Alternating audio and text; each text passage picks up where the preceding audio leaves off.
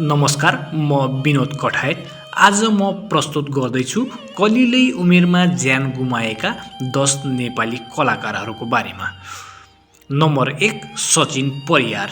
सचिन परियार नेपाली बालगायक थिए। विक्रम सम्वत 2081 पुस 18 गते दीर्घकालीन स्वास्थ्य समस्याका कारण सचिन परियारको मृत्यु हुन पुगेको थियो। उनी मात्र 15 वर्षका थिए। नम्बर 2, निरज छन्याल।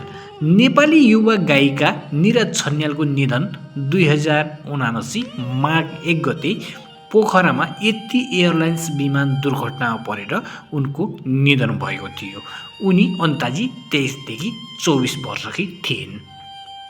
नम्बर 3, मन्जु महत।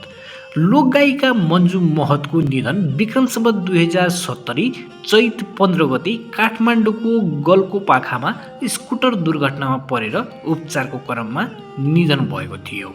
उनी 23 वर्षकी थिइन्। नम्बर 4, योगिता मोक्तान। प्रतिभाशाली गायिका योगिता मोक्तान विक्रम सम्वत 2075 सालमा मानसिक स्वास्थ्यसँग सम्बन्धित दुःखद परिस्थितिमा एउटा ठुलो रोगबाट ग्रसित थिइन् र उनको 28 वर्षको उमेरमै निधन भएको थियो। नम्बर 5, लोकबहादुर छेत्री।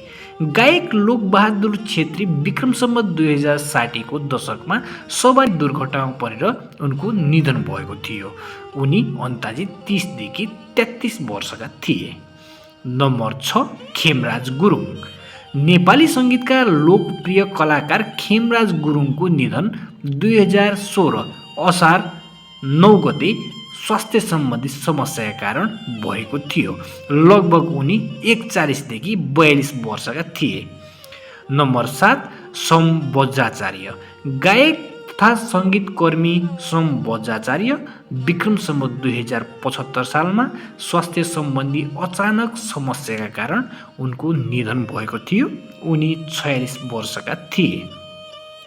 नम्बर 8, अरुणा थापा।